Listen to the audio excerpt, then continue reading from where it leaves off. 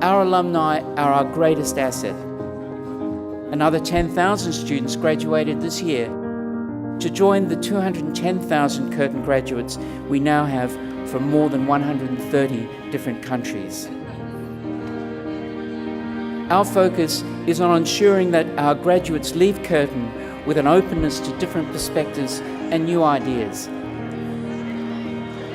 a desire to make a difference and the skills to lead, to be innovative and to think big. In doing so, we remain true to John Curtin's view that, and I quote, "The pursuit of knowledge is far more important than even knowledge itself. It involves discipline and training, which in turn are moulders of character."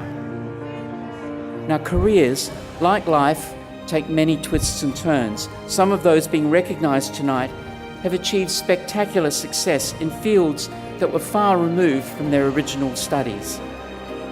We applaud and celebrate the achievements of all our award recipients tonight. The Alumni Award Selection Committees had the honour and the daunting task, I should say, of selecting this year's award winners from an impressive list of nominations. Each of the awardees should feel great pride in knowing that Curtin University values their contribution and saw them as deserving of this distinction. The first recipient of the Professional Achievement Award for Curtin Business School is Benjamin bin Ismail. Benjamin bin Ismail, Chief Executive Officer of AirAsia ex-Berhad, has played a crucial role in the airline's growth by bringing a breadth of knowledge from different industry areas. AirAsia has become one of the most covered stocks by domestic and international broking houses and one of the most attractive companies on the Bursa Malaysia Stock Exchange in terms of transparency, investor returns and corporate governance. Thank you very much. Never in a million years that I thought I'll be up here giving a speech. But I think for me, it's been a very long journey for me as in my career. And I've always believed that I think in life you should always believe in your abilities, whether you think you're good or not good, and just work towards something that you focus on. And for me, airlines is something that I've always envisioned to be working with. Of course, the first 10 years was working with an industry which is banking, which paid good money. But I think the passion for love for airlines and seeing everybody who flies with us every day makes my day. So really, I think for today, as it is, flying in today with my daughter, who's my strong supporter. She's only 6 years old, and she's here just with me today. And it's a great feeling that we can fly on my airline to Perth, arriving at 3 p.m., and we depart tomorrow at 6 a.m. back to KL. So, Ali, thank you very much for coming. Love you very much. And thank you, CBS and Curtin Business School for everything today. Thanks. The second recipient of the Professional Achievement Award for Curtin Business School is Alan Langford. Following his graduation from the West Australian Institute of Technology in 1985, Alan Langford forged a successful career in business and has worked with Bank West for the past 27 years. As the bank's chief economist, his primary role is to advise Bank West and its clients on the implications of economic and financial market trends. And Mr. Langford is a board member for a number of organisations, including the WA branch of the Economic Society of Australia, the Housing Industry Forecasting Group and Curtin Business School Advisory Network. He's also a former State Councillor of the WA branch of the Committee for Economic Development in Australia. Look, I'm deeply honoured to receive this award tonight. I've had a long association with Curtin, way back to my graduation from Wait. In fact, I was one of the very last graduates from Wait before it turned into Curtin, and the association has been very strong ever since, and it's as strong now as it was right at the beginning. Just the last couple of months, I've engaged a lot of help from key people out at Curtin ahead of a fact-finding trip I did to the Kimberley recently, and then some post-trip meetings with people out at Curtin as well, and obviously on the advisory boards there as well. And it's been a very rich and enjoyable association, and I really look forward to it being for many more years yet. Thank you very much.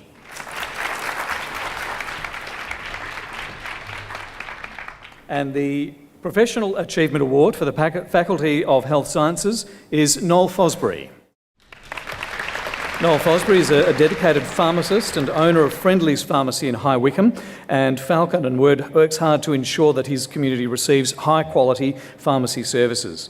Since graduating from Curtin in 1981 with a Bachelor of Pharmacy, he's been instrumental in developing innovative solutions to ensure access of opioid maintenance, therapy, and providing an easy-to-use solution for pharmacists across Australia. Good evening, ladies and gentlemen, and thank you to the Curtin alumni for this amazing award. I am deeply honoured. It's 35 years, and I added them up today, and I thought, no, it can't be that long. Yes, it is. Since I graduated as a pharmacist from Curtin. Even back then, it was renowned for its practical, hands-on approach to learning. And I feel that this style of learning has put me in good stead to cope with the many, many changes my profession has had to adjust to over time. We had to adapt by not only providing first-class delivery of medications, but also a suite of tailored health services which are making a significant contribution to maintaining and improving the health of our country. I'd like to tell you a little story that sort of fits in with tonight. It's about a night before I actually received, I received the WA Pharmacist of the Year, and I also received the Australian Pharmacist of the Year earlier this year in Sydney. My wife Sue and I had dinner at the nearby Chinese restaurant. At the end of the meal, we got a fortune cookie, and in the fortune cookie it said, try not to become a person of success, but rather try to become a person of value. And that really rang true for us as a provision of value to our community is what the very core of our business. There are many ways that we're providing this sort of value. We're providing a lot more services, for example, clinical interventions, meds checks, home medication reviews. They're having significant impacts on people's health. Many of us are now going further. We're providing proper health checks so we can go cholesterol screening, those sort of things, flu vaccinations, health programs and other types of specialised services. All of it requires extra training, all reflects back on our grounding at Curtin University. They're all having a positive impact on our communities and indeed the public perception of what a pharmacy is. So in closing, I'd like to thank all of those colleagues, friends and family who have helped me throughout my career. I have also the university to thank for introducing me to my wife of 32 years. We met in pharmacy school. Both our names started with the same letter. Serendipity. She's my greatest inspiration, my most important business partner, and also my life partner, of course. And it's my amazing and wonderful wife, Sue, sitting at the back there. Again, I'd like to thank everyone involved in this award. To all of you, an enormous and heartfelt thank you.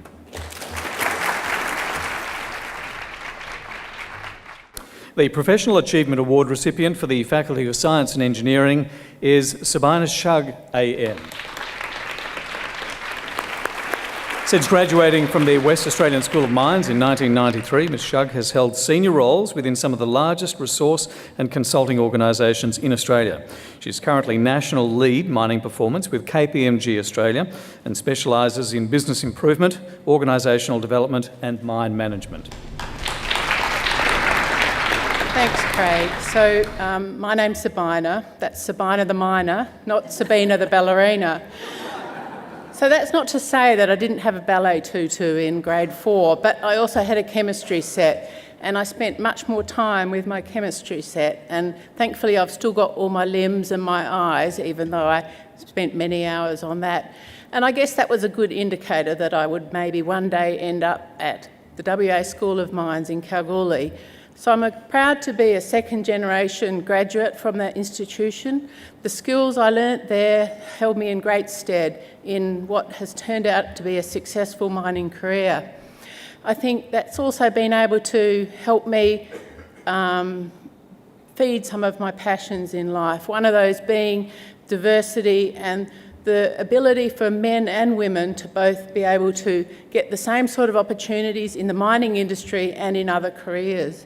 I think in tough times such as now with the mining industry, it's even more important that people recognise that to have the right sort of creativity and innovation that we need in our industries to be able to weather these times, we need to have diversity of thinking, diversity of people and diversity of gender. So thank you very much for this award.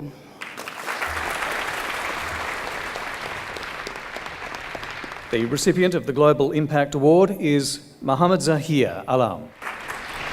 less than 5 years into his architecture and planning career, Zahir Alam has worked towards fostering resilient communities around the world. He's currently the Island States Chapter Chair of the International Network for Traditional Building, Architecture and Urbanism, and is the African representative for the International Society of Biourbanism, a group dedicated to transforming architecture and planning practice through the application of scientific theory. Most of my work centers on the liaison of the built environment and the ecosystem. The results are grim, appealing even. We are the causative factor for climate change, and I see its consequences every day on my own island in Mauritius. I see how the rising sea is slowly eroding our landmass. I see how the sea population is disappearing. I see how stronger storms and droughts now plague us. Unfortunately, in this battle, it is often the most vulnerable that are more at risk. In this case, the small island developing states, the same developing nations that ironically contribute the least to climate change. As such, this cause is paramount for our survival. Our environment, our home, our very source of life is being threatened on an everyday basis. We are lucky to be part today of this institution that produces critical thinkers that are hungry for change and for a better world. Accepting this award comes thus at a great price, even a responsibility, as we are looked upon to pave the way forward. Ultimately, this makes us accountable for our actions or inactions hereon. We thus have a global obligation to one another to take positive action for the preservation of the environment that we all share, and to speak out on behalf of those voices who are silenced by inhumane politics. Once again, thank you very much for this award. It is dedicated to those who at this very moment are fighting the fossil fuel industry, and to those preserving our treasures, the rainforest, the Great Barrier Reefs, and remote communities around the world. Thank you. The first of our two recipients receiving the Young Alumni Award is Ashley Harrison. Ashley Harrison has positively impacted thousands of lives with her Perth-based not-for-profit organisation Zero to Hero, which aims to raise awareness and reduce the stigma associated with mental health issues. In doing so, she's worked to combat the prevalence of suicide in Australia and encourage students to speak up about mental health issues and support their friends if they're struggling. I've always been a bit nervous speaking to academics, and now I'm in a room full of them, which is very exciting. So firstly, thank you to Curtin University. I truly loved my time at Curtin. It was the only university I found that would fit in perfectly with my life and all of my commitments, including running the charity, which started while I was at university. It was a university where I could fit 12 contact hours into one day from 9 a.m. till 9 p.m, then work full-time, still earn money and do all the hobbies. And it's also provided an endless supply of volunteers on our camps and our youth programs, which has been pretty cool. I wouldn't be me if I didn't say a few things about why I do what I do or why I love what I do. Mental health is a serious issue that our country is currently facing. Suicide is the leading cause of death for Australians under the age of 44. And what's most tragic about suicide being double the road toll in WA is that it's preventable in most cases. So I ask you tonight to think about people in your life, think about people you care about, think about conversations that you could be having that can make a difference. It's the challenging or confronting conversations that are the conversations that will save lives and will make a difference. And also look at yourself and look at your life and how you could better support your own mental health. Take time away from your computer, away from your emails, as painful as that can be. Take time to spend with your family, your friends, socialise. There's so many ways that we could better support our own mental health as a country. We're constantly trying to achieve, and in that sometimes we lose what's really important, and that's the people around us and ourselves and our mental and physical health. So do something beautiful for yourself tomorrow and have a great weekend, and thank you again to Curtin. The second recipient receiving the Young Alumnus Award, and now comes as no surprise, is Nick Maisie. Befriend Inc., founded by Nick, is a Perth-based social enterprise with a vision of creating an inclusive, connected world. The organisation has encouraged a strong community of 4,500 people to break down social barriers and form new friendships at events such as art and crafts activities, barbecues, outdoor adventures and quiz nights.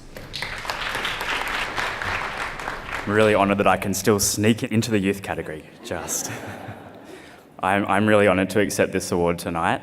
I'm so grateful for the education that I've had. Curtin not only equipped me with incredible knowledge and skills, but it was really the values and the attitudes that it nurtured in me. I really, truly believe that a strong society, the strongest society, is an inclusive society, one in which all of its people are included and they're enabled to live a life to their full potential. I met a young man when I was a student who didn't feel like he was part of his society, part of our society. And it was that chance meeting that wouldn't have happened if I hadn't have gone through that occupational therapy course that really set me on this path of questioning what does it mean to live a good life? What does it take? And the answer is, I think, both simple and complex all at the same time, that a good life is a life built on good relationships. So I wake up every day and I do something that I absolutely love. I enable people to truly be present in their community, to be connected to others and to live a good life. And that's it. Thank you. The recipients of the Volunteer Leadership Award are the Curtin Graduate School of Business Alumni Chapter Committee. The CGSB Alumni Chapter Committee is an active and enthusiastic group committed to giving back to the Graduate School of Business, its sponsors, alumni and students. In 2016, the committee played an important role at the school's information evenings, inspiring prospective students with their anecdotes on how Curtin degrees enhanced their careers and in some cases changed their lives. They've also increased engagement with fellow alumni, which has helped secure the school's accreditation with several industry bodies. The committee has an ongoing commitment to helping children in need, supporting Parkerville Children and Youth Care for the past 3 years. The committee includes President Stephen Nichols, Vice President Matthew Ong, Treasurer Ian Williams, and committee members Kaushal Javeri, Eduardo Valenzuela, David Cam, Russell Friedman, Ervanan Rao, and Katerina Cressiti. Congratulations to the Chapter Committee.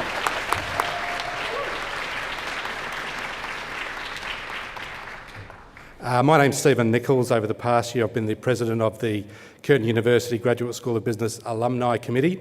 The chapter's main initiative in the community has been a relationship with a charity called Parkerville Homes, and Parkerville Homes is a charity for at-risk youth.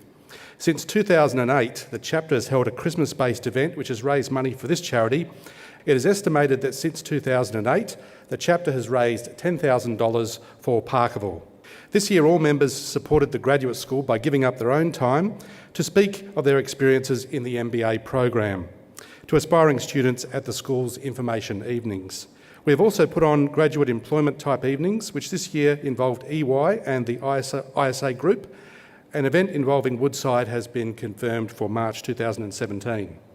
I proudly accept this award on behalf of committee members who have made and are continuing to make a contribution to the community and to the Curtin Graduate School of Business. Thank you.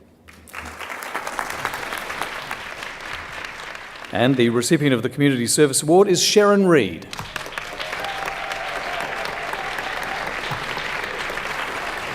After graduating with a Diploma of Teaching from Curtin in 1988, and working for a number of years as a teacher, Mrs. Reid has furthered her passion for education and poverty alleviation at Adopt a School.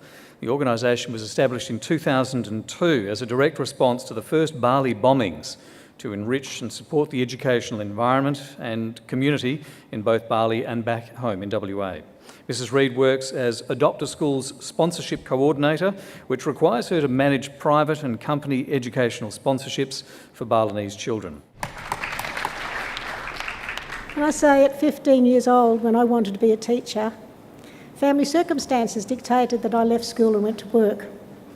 20 years down the track with two lovely boys of my own, Curtin University gave me the opportunity to go back and study and graduate as a teacher in 1988. There, it changed my life.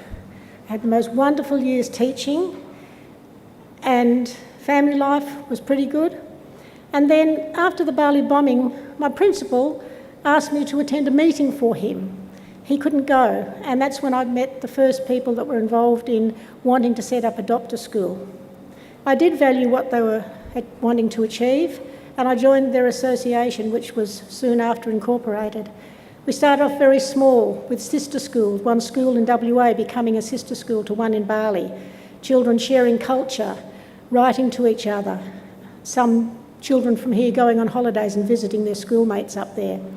Very soon we found out that many of those children, because of the bombing, were having to leave school because their parents just couldn't afford to feed them, let alone keep them at school. So we started a bridging program.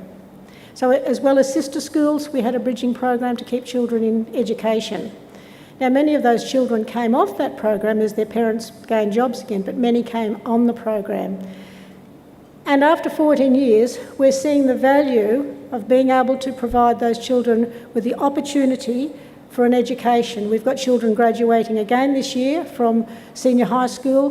We've had some children already graduate from university with degrees. We've got another 3 children graduating as maths teachers in June next year.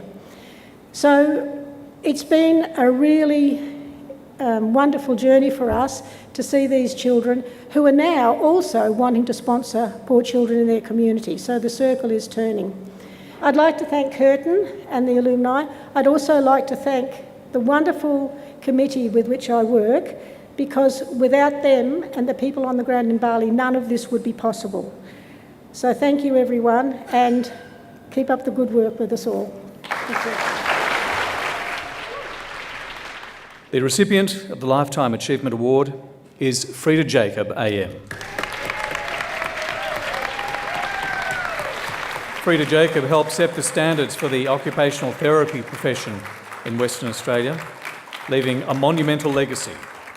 She was a member of the first Occupational Therapy School Board in 1960 and founded the Independent Living Centre in 1977, which continues to provide information and advice, assessment, training and hire services to enable West Australians of all ages and abilities to live more independently and more fulfilling lives. She was also the first WA member of the World Federation of Occupational Therapists. Ms Jacob has already been extensively recognised for her contributions to her profession, having been awarded the 2012 Frida Jacob Award, named in her honour, of course, from Occupational Therapy Australia and inducted into the 2012 WA Women's Hall of Fame. She was also the first occupational therapist in WA to be awarded the Order of Australia, AM, for service to the disabled, which she received in 1981. Well, I guess my age says that I should be here at the end. Thank you for the Life Achievement Award. It's very much appreciated. I'm a farmer's daughter from Bruce Rock area, and during the war my youngest brother and I ran the farm. Then the post-war reconstruction unit thought I'd make a good occupational therapist. What a wonderful outlet for my energies. Trained in Sydney, came back to Perth. We eventually built up the numbers, opened up departments, but the thing that was necessary was a school. You cannot do anything unless you have a really good lot of occupational therapists coming after you. So we went round and we found that Royal Perth would help us with the school, and we went to Kensington, and some of the people here tonight are trained at Kensington Hotel, and we started there in 1961. In 1972, the West Australian Institute of Technology, WAIT as everyone knows, over the education, and the institute became Curtin University, and we were delighted. My next exciting adventure was the development of the Independent Living Centre in 1978. And after that came Bridge, and after that came my marriage to my lovely husband. So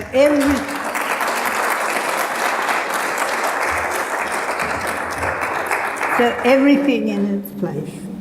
But thank you, Curtin University, and thank you, Curtin Alumni, and my nominees for this Life Achievement Award tonight. I'm very honoured to receive it, and thank you.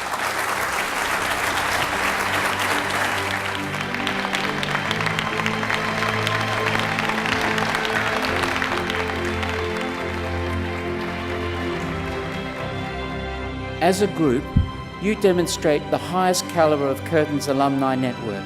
We are proud of each and every one of you. I'm delighted that you all were able to join us here tonight. Thank you.